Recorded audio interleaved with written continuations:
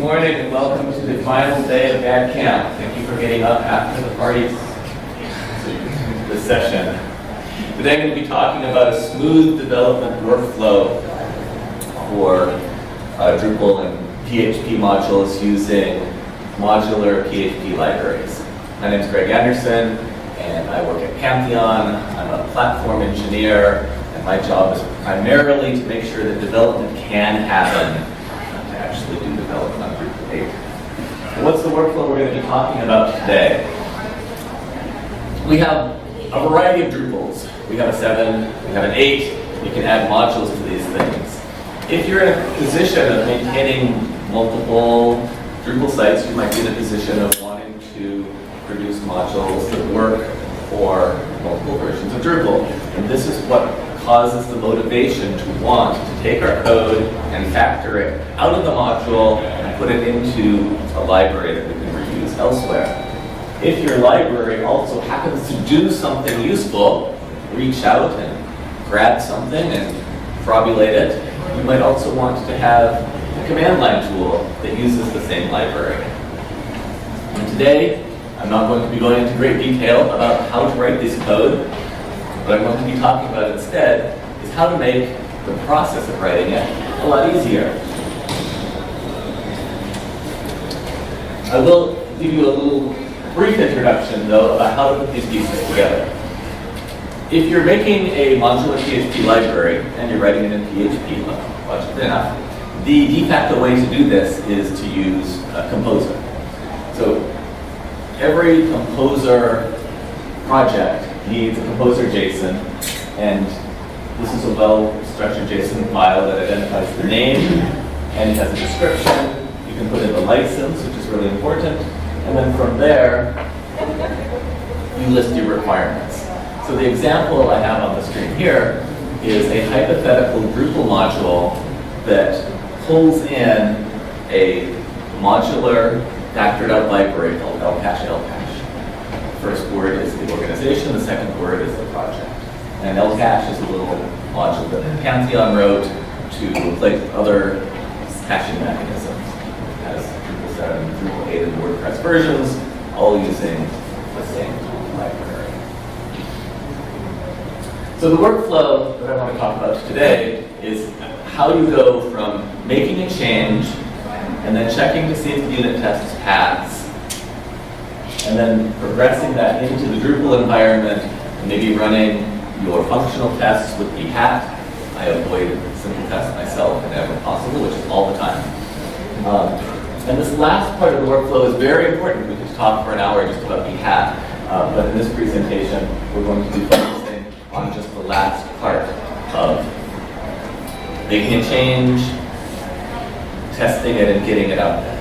A PHP unit, that's one line. In your shell, you type PHP unit, but we have other concerns. We're also concerned about collaboration, reproducibility, analysis, and documentation. So fortunately, there are a lot of tools out there that can help us do this. And what do I mean by smooth? Some of you may know our friend George Jetson, the 1960s version of the modern man. He had a very demanding job. He'd sometimes come home and complain to his wife, "Mr. Spacely made me push the button 3 times today." That was his job. He must have been a DevOps engineer. So we want you all to be George Jetson, so you can just push the button and have all of the stuff you have to do just happen. Now it takes work to set all of this stuff up. So you might wonder, is it worth it? There's even an XKCD cartoon about this, where someone like overanalyzed it, and it's like, okay, if I do this often, then I can spend up this much time making my life better. But don't forget, if you do this work, you can respond to high priority requests faster. Collaborating with other team members and bringing on new people will be a lot easier. And having a reproducible workflow means that you'll be able to find defects and things will get better. So don't stress too much about the exact amount of time you're using to put together your workflow, because it's really going to be worth it beyond the time you spend.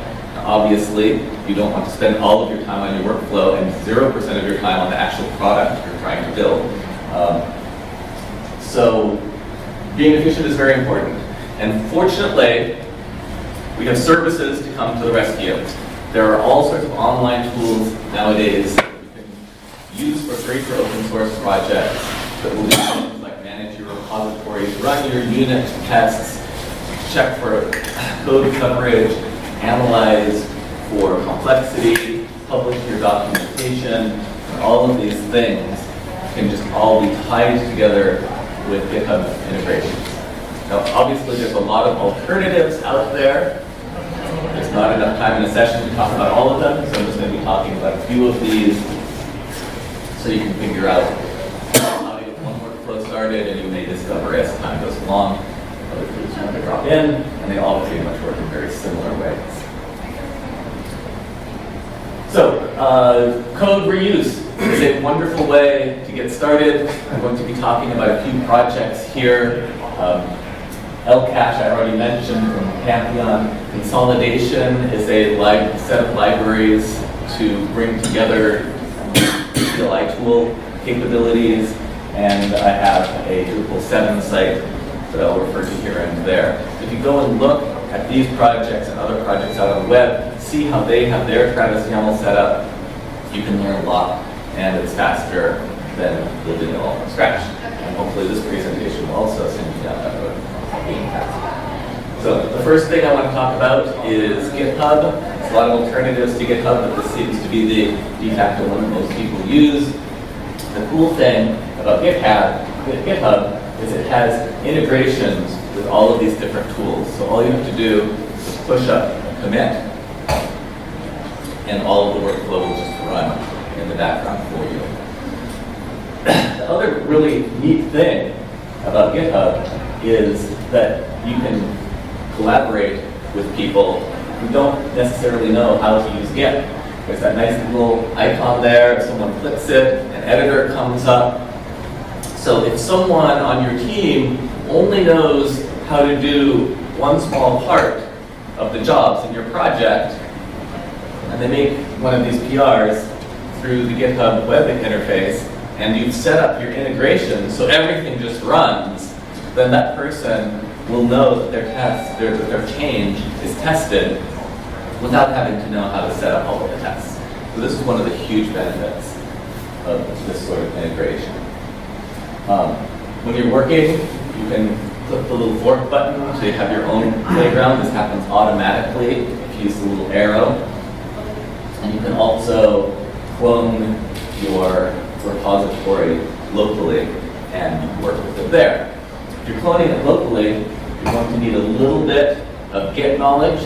A lot of people are intimidated by Git, but I put just a few basic commands up on this slide because I wanted to make the point that even if you're really, really new at Git, there's a small number of commands to learn that will get you most of the way there. And you learn how to bring the code down, learn how to commit code, make a branch. You can do this over and over again without getting super experienced with Git. The place that people run into problems with Git is Git can sometimes do really weird things to your repository with branches and forking. So you get into this weird state. Oh my gosh, how did I get here? How do I get out? I recently learned about this cool site that you can go to that has a collection of problems. If you're just swearing at Git, go to this very memorable, not exactly work-safe URL, and it'll tell you what does detached head mean and how do I get out of it, or how do I rebase and all of these advanced things. You don't have to memorize these advanced things. You just start cursing under your breath, go to the internet. So the first thing to think about when you're setting up a new project is you're going to want to put a nice README in it. If you look at some other projects that are out there on the internet, they have a pretty set of badges at the top, a short description of the project. When someone comes to your project, your README should fill them with confidence. They know that this thing is working, it's well tested.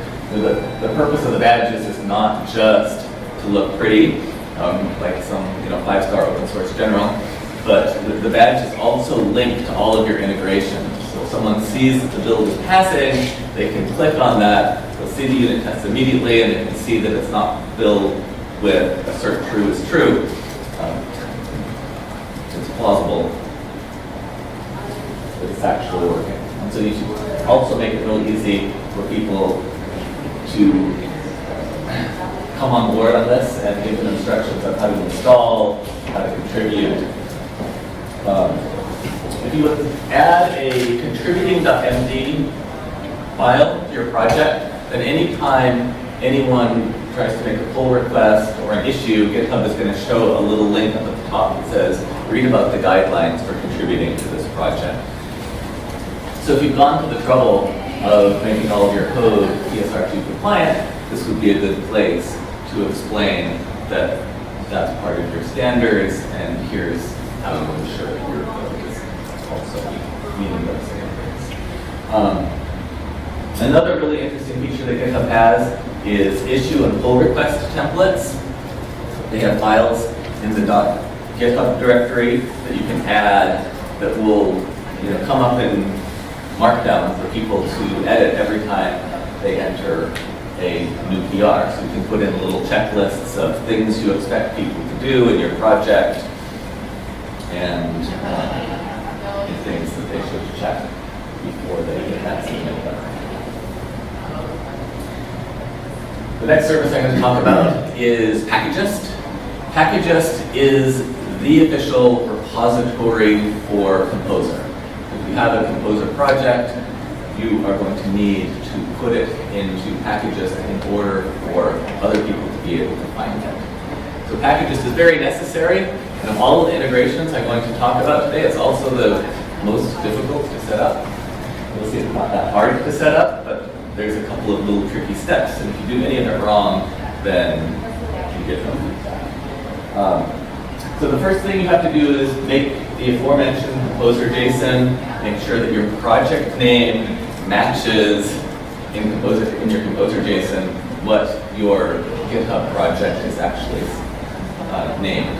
If those things don't align, then Packagist is going to get unhappy with you. Another really important thing for you to do is in the extra section, define this thing called a branch alias.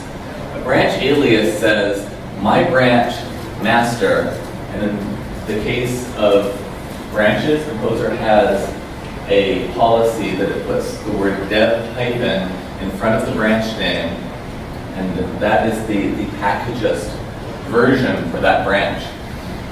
And in this case, I'm saying that my master branch is the 1.x dev line. And the reason it's really important to put this in is if you have two different projects in your project, if you have two different dependencies in your project, and each of them depend on the same thing, but one of them says, I want ~1, any version 1, and another one says, I want dev master. If you don't have the branch alias, then Composer doesn't know that dev master is compatible with ~1, and you'll get a conflict. So you can have multiple branch aliases. If you have multiple versions, Drush is an example where the 7x line is going to have a branch alias of 7.x2. Or actually, in that case, your branch alias is, you can figure it out. It's the name matches. So the first step for Packagist is really easy. You just put in the URL to your GitHub project and hit the submit button, and then you will get a brief confirmation telling you that you don't want to do this if you're just forking someone else's project, or do this to make new ones. And from there, you'll immediately get your configured project and you can start using it. But you notice that there's a little warning at the top that says auto updates aren't turned on. You could live like this, but if you don't have auto updates turned on, you have to keep coming back to Packagist every time you publish something and hit the update button. And until you do that, no one sees the release. So that's no good. We want to be like George Jackson, where you just put the submit button once and everything happens. So the way you do that is you zip on over to your account information in Packagist and click on your profile. There's a place to view your API token. So copy that on the clipboard. You come back to GitHub and go to Settings and Integrations and Services and find Packagist in that really long list of services that GitHub integrates with. And from there, you will get a dialog. You have to put your Packagist username in, not your GitHub username. The second line is that Packagist API token that you copied from Packagist. And finally, you have to put packagist.org with the HTTPS.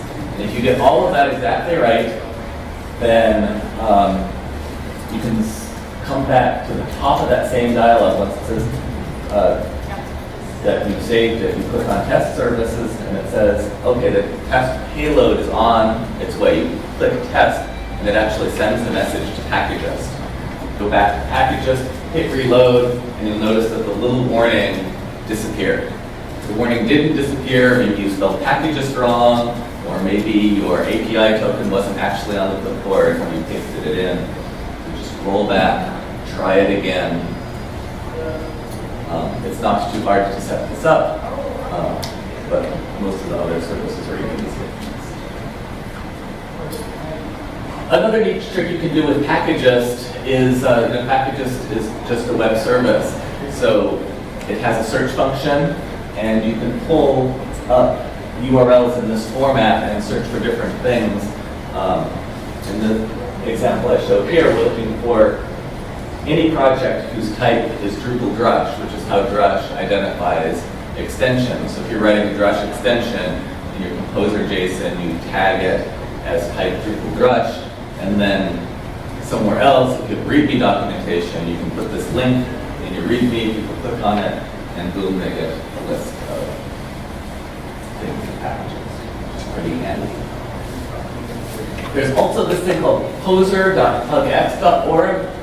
If you don't have enough badges on your README, you can go here and get even more badges. And all of these badges point back to Packagist. And my opinion on badges is if you have too many, it gets to be a little ridiculous. I don't think that the number of downloads for your project is really that relevant. That just tells you whether people are using your project during continuous integration. And if they are, your downloads will be way higher than if someone is just using it as an end user. But the one that I think is really nice is the license down at the bottom. If you have a license badge on your README, then people will know right up the top that you've appropriately licensed your project. So grab your license badge here. We're going to talk about licensing a little bit later when we get on some of the other iterations. Travis. Travis is a workhorse, almost as versatile, perhaps even more versatile than GitHub. Primarily, when you think of Travis, you think of the place to run your PHP unit tests, but it can do just about anything. And we're going to be using Travis today to do things like build our documentation and update our integrations. I'm going to give you some overviews on how to make sure all of this happens smoothly and effectively. So the first thing is when you have a project, you should provide a functional PHP unit.xml.dist. Now usually your PHP unit configuration goes in a file called phpUnit.xml, but if you add a .dist on the end, then PHPUnit will still use that configuration file if there isn't a phpUnit.xml present. So if you do this, then someone who's using your project can, if they wish, copy your dist file and make their own phpUnit.xml and put customization from there that they won't accidentally commit as part of their pull requests. It makes it a lot more complete. And if you have it functional, then people can just check out your project, run PHPUnit to see tests passing locally, which is faster than letting the automated tests run through Travis. If you support the TSR2 standard in your library, which I think you should, because the entire PHP community that's not Drupal is using this right now.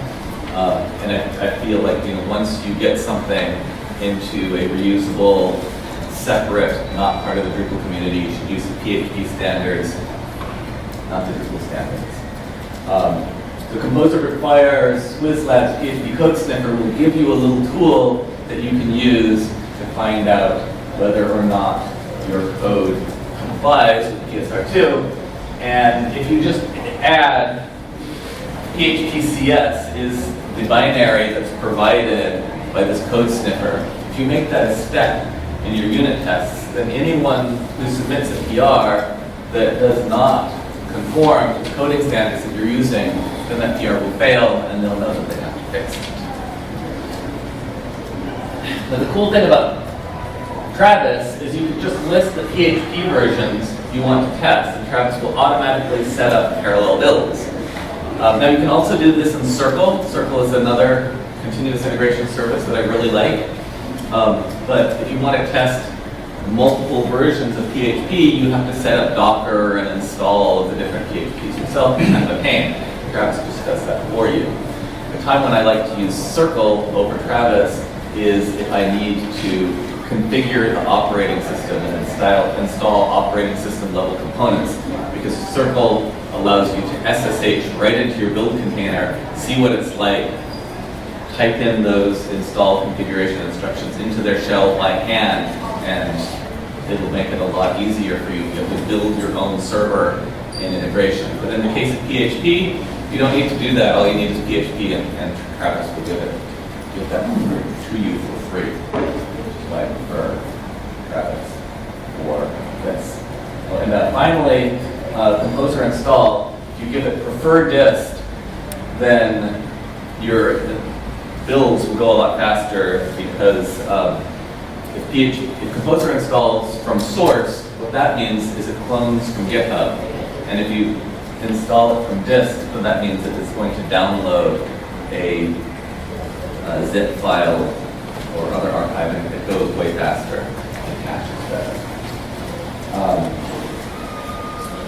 One of the weird things about Travis is that by default, it tests every branch and it tests every PR. But every PR is a branch. So by default, Travis is going to be testing every PR twice, which is a waste of Travis's valuable resources. If we put in this branches section and say, I only want to test the master branch, then that won't happen. If you're also using Travis to do other things, like build production elements, when you add a new release, then you're going to want that second line, which is just a regular expression that matches any tag that is a semper tag. Travis tests tags and branches exactly the same way. And so if the tag is pushed up to GitHub, it's tested against this branches directive, just like all of the branches are. You can also make your builds way, way faster if you cache. To get the caching to work, you need the sudo false line. Sudo false is literally saying, I never plan to do any sudos in my build setup. So I'm not installing any components that Travis is not setting up for me. If you do that, then Travis will switch to their container architecture and your builds will come up way, way faster. Also, the other feature that's tied to sudo false is this cache directive. And you can just list directories from your test that Travis should save away and restore the next time a test runs. And in the case of Composer, your home directory-composer cache is a great thing to save, because it means that your next Composer install will come from the cache instead of having to be downloaded from the internet. And this will speed up your Travis tests greatly. There's another really neat trick that you can do in Travis. This is called highest lowest dependency testing. There's sort of this general idea in the PHP community that you should commit your composer.log file for applications, but you should not commit your composer.log file for libraries. Now, what does this mean? Composer.log is the file that Composer writes after it analyzes all of the dependencies in composer.json.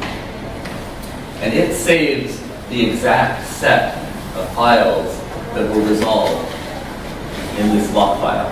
So the next time you run composer install, you will get exactly the same results as you did before.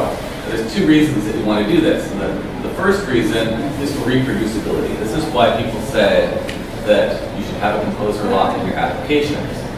And the reason for that is if someone downloads the source for your application, runs composer install, then they will get exactly the dependencies that you tested, which is a good thing. It increases your confidence that your program is going to work exactly the way you tested it. The other thing about the composer lock file, though, is that it makes your composer install way faster. If you don't have composer lock, then composer install reverts to doing a composer update. And composer update is going to reevaluate all of your dependencies again. So you get maybe different dependencies, and it happens way slower. So it's this first aspect that causes people to say that you shouldn't commit your composer lock for libraries, because getting the latest set of libraries every single time you test is a really important thing, because it'll help you detect if things are breaking out of the box. But, that is if someone makes a change in a dependent library that breaks, you'll find out about that a lot faster. But if you're testing multiple versions of PHP, by not putting the composer lock into your repository, you're taking a huge, huge hit on every iteration.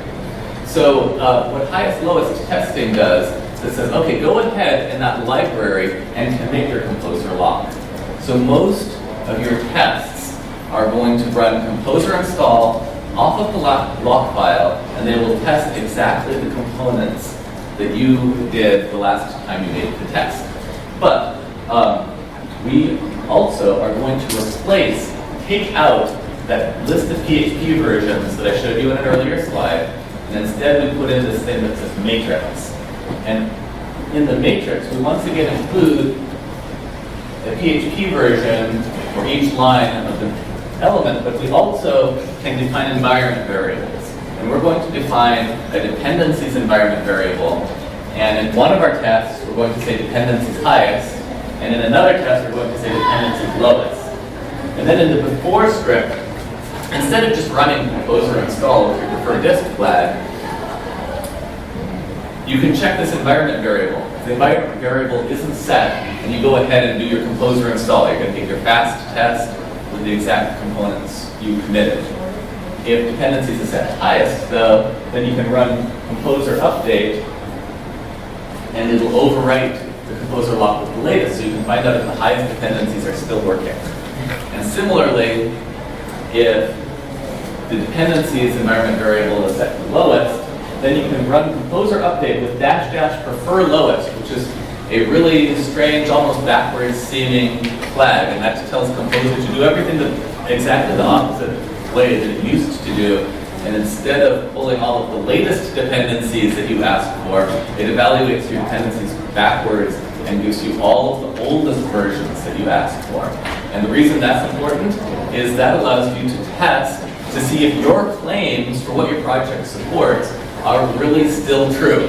So it's easy for you to write code and accidentally use features that were only introduced in the latest version of the software that you're using, and then your other downstream users who haven't upgraded as far as you do will suddenly find that you're breaking, those with bug reports, you have to trace it down to one of these dependencies. But if you have the highest lowest testing, as soon as you make a PR that accidentally does that, you'll get a test failure, you'll see all of your other badges are green, lowest is red, and then you can decide if you're lazy, just bump up the dependencies and stop advertising that you support the oldest stuff, or if you don't look at the test results and things.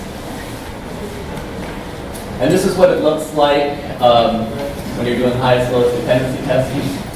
The project in this example is really, really small, but still a 38-second test is really, really fast. You're never going to get that unless you do the caching that I advised earlier. And you can see that it takes 50% to 100% longer to do the composer update, even on this trivial example. And composer update is one of the least efficient algorithms that has ever been coded by a human being and actually put into production. If you take a gigabyte of memory, not so many years ago, someone wrote software like this. They would say, this is not a feasible, viable algorithm. We'll try something better. Today, the memory required to do an update seems to be reasonable. And so here we realize that. That can be really wrong. All right, so you may remember at the beginning, I said if you had a library that does something, you might want to create a command line tool to go with it. And the easiest way to do that is to use a service called Box, or it's actually a project called Box. You just make a box.json file that defines what should go in the phar, and then you run it, and you get this thing that's called a phar. It's like a PHP file, but it has all of the files you need bundled into one archive. You can execute it like an executable, and it can read the data files or whatever it needs to do. It's a nice distribution tool. So contents of the box.json, just copy one from somewhere else, and you can see in the middle, it just lists the files that should go into the phar. You list the things you need, you don't list your tests, and you'll keep your phar nice and small.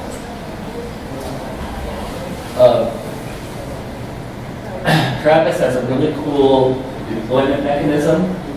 In the deploy section, you say provider releases, and then anything that comes in that's a release pad is going to run this.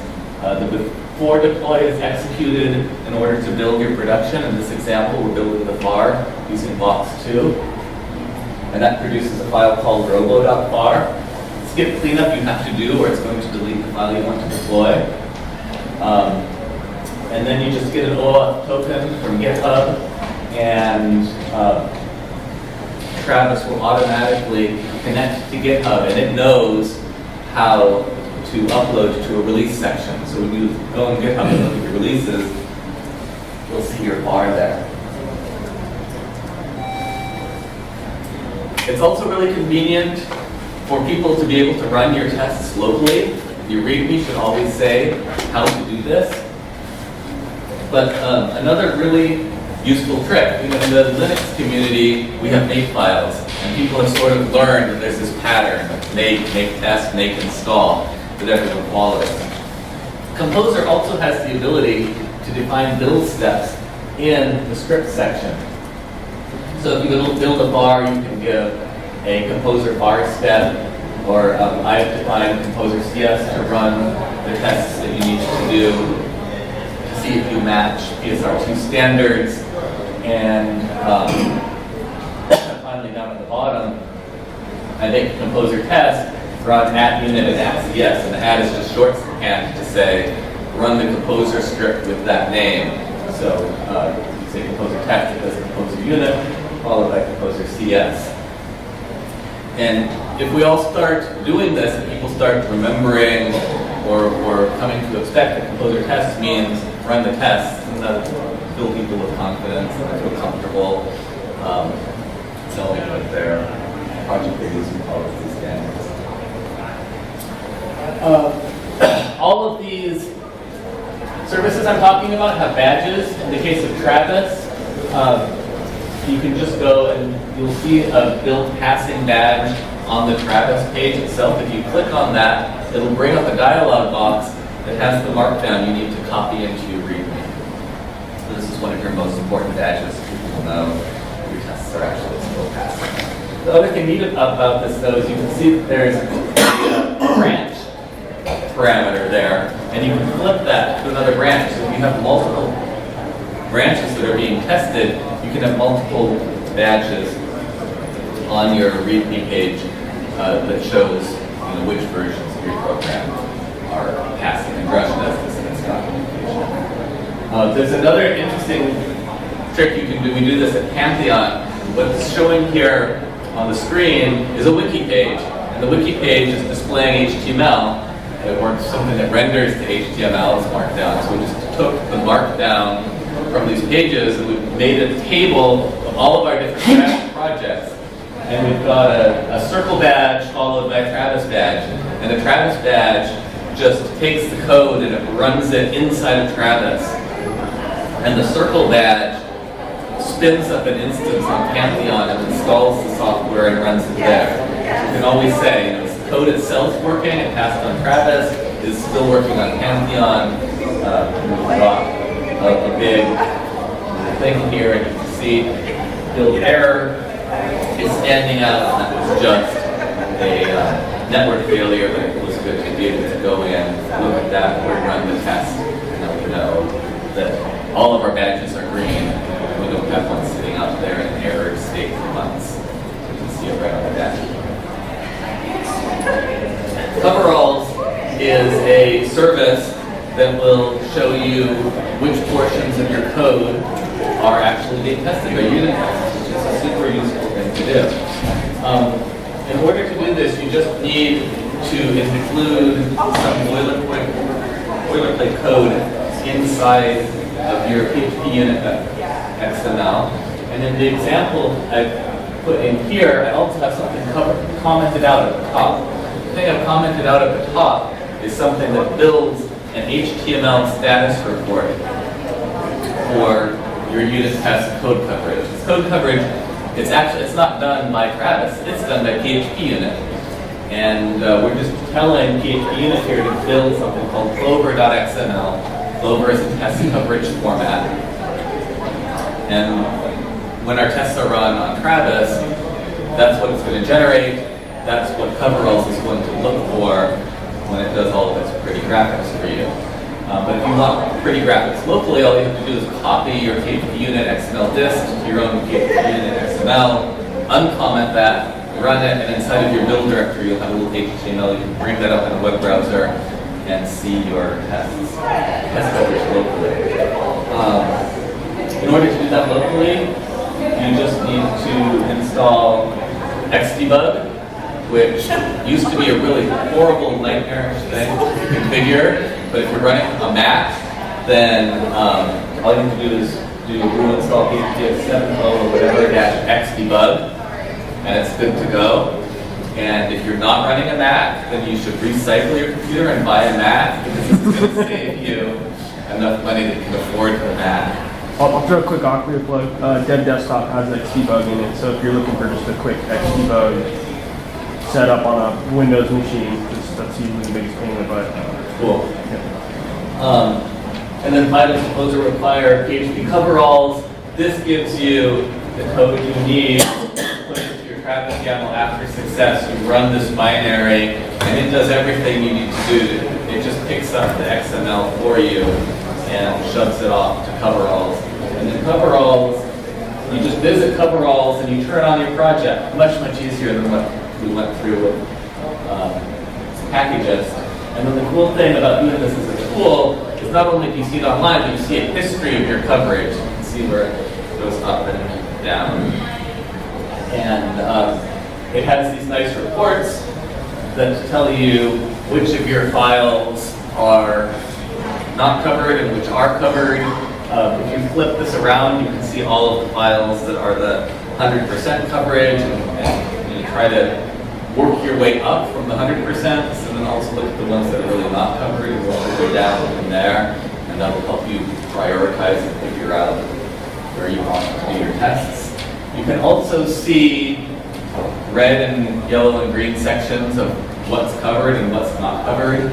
In this particular example, you can see this function has some default values that you can either pass in a specific value, or if you don't, it's going to create some default objects to use for you. These are lines that are commonly used by clients, and oh no, they're not tested. Probably going to work, but you should also probably test them because there could be a typo in that. Easy to add to test. But the other thing that's interesting to think about this, we're going to be talking about complexity next. If you wanted to really test all of these permutations, then there's more combinations you can worry about. So you could simplify this function by just removing the default parameters. And that would allow you to type hint it if you want to type hint, if you allow it to be passed in as null, and it also reduces the amount of ifs. So these are trade-offs you have to decide, and if you want to make it easier in the default case or less complex. There's also a badge for Coveralls. It's up and to the right from the badge this time. Click on that, and once again, you get all the markdown you need. Time check what I'm doing. Running low. Scrutinizer is a really cool tool. It is set up in a way that's similar to Coveralls, but instead of showing coverage, it shows you things like code complexity. Setting it up is really easy. You just type in your GitHub project name, find it, and turn everything on for you. They also have a new browser plugin that you can install. If you install the browser plugin, then you see the comments from Scrutinizer right inside of your GitHub reports. If you're reviewing someone's PR, you'll see that Scrutinizer has already told you that there was a mistake made here because they didn't, in this case, put the right type in the return. It didn't match the parent class.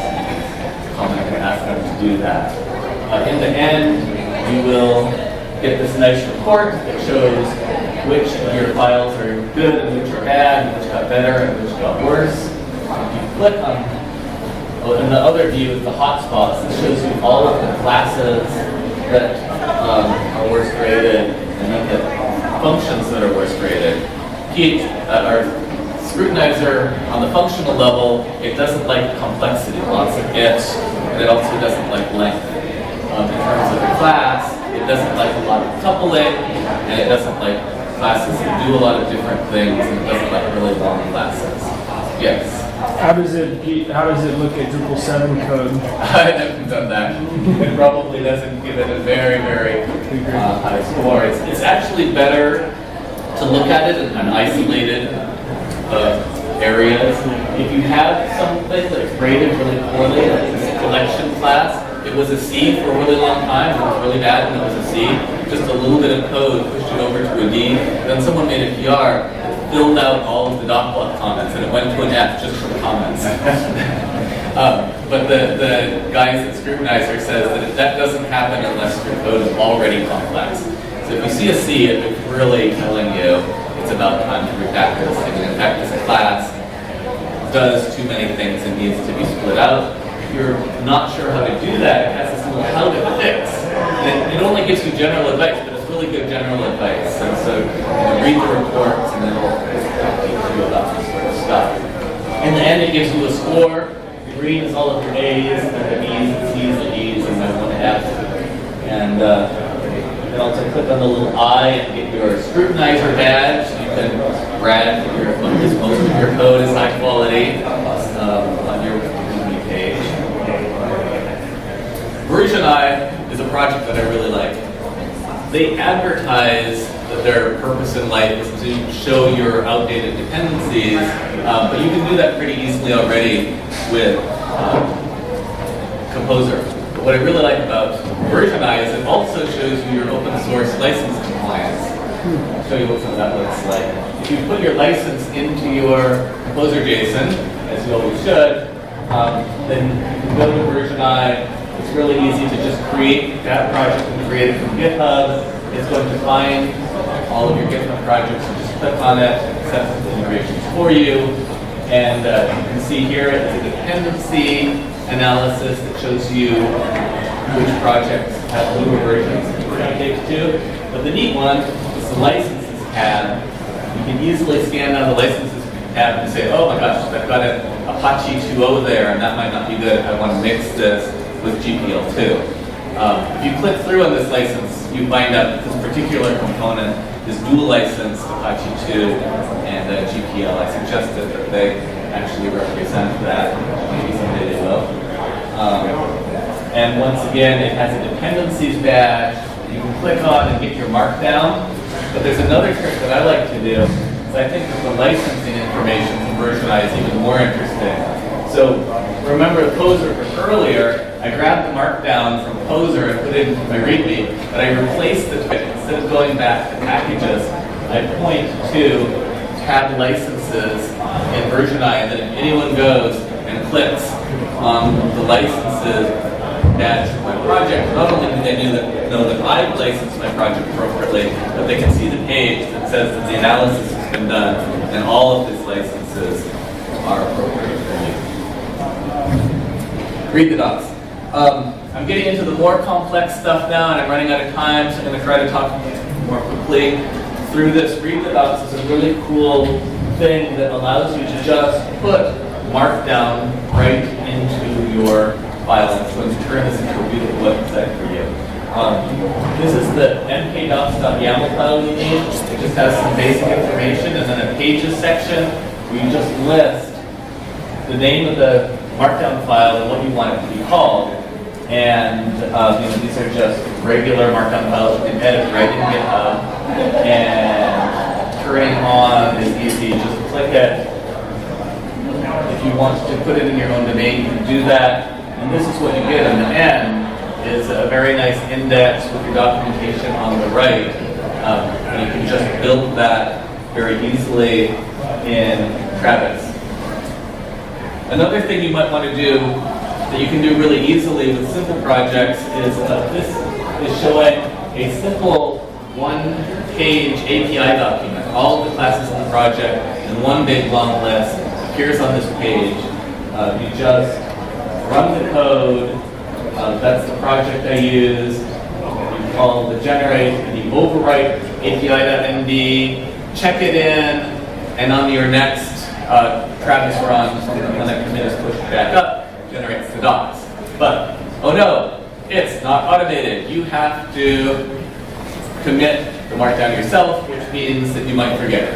You can't really easily do this from Travis because you would cause a commit when you were doing your automation. And that's hard with an uppercase H. So what do we do about that? Unfortunately, the mkdocs service is in Python, so you can't run PHP in it really easily. But the good news is that we have GitHub Pages, which is really, really powerful. What can you do with it?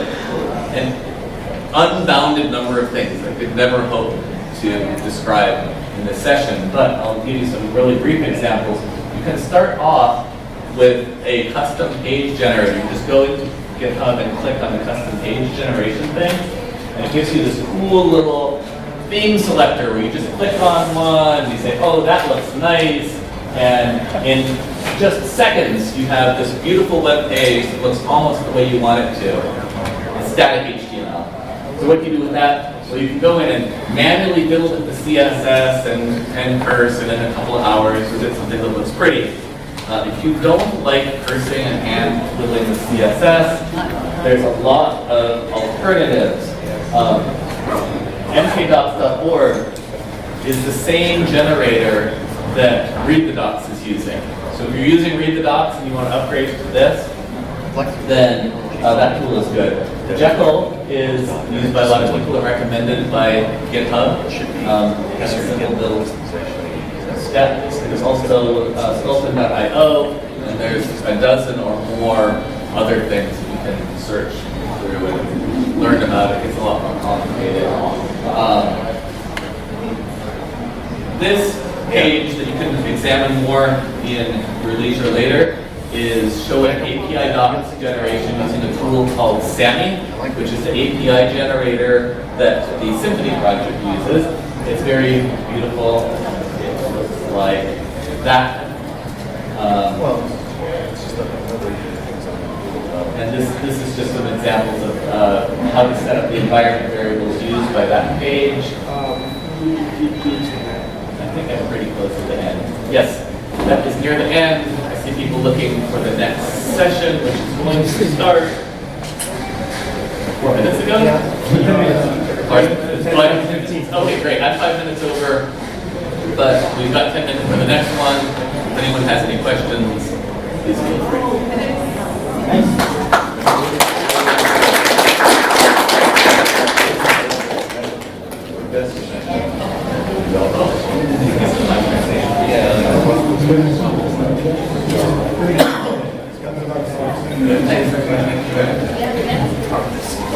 Yeah, he did move up here. And then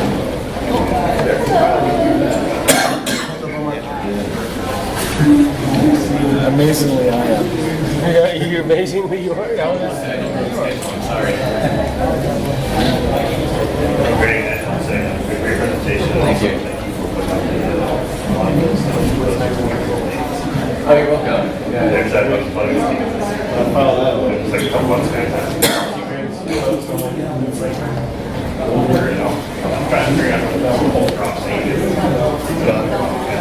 Yeah, everyone's been anticipating that for a long time, but there was some platform issues where it was just sort of bumpy and not really, didn't feel like best practices, so it was skipping Travis recommendations. But we finally fixed all of those, and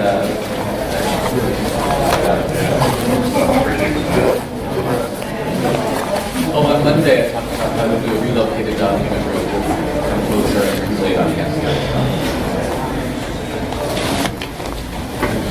Press the big red button and turn it.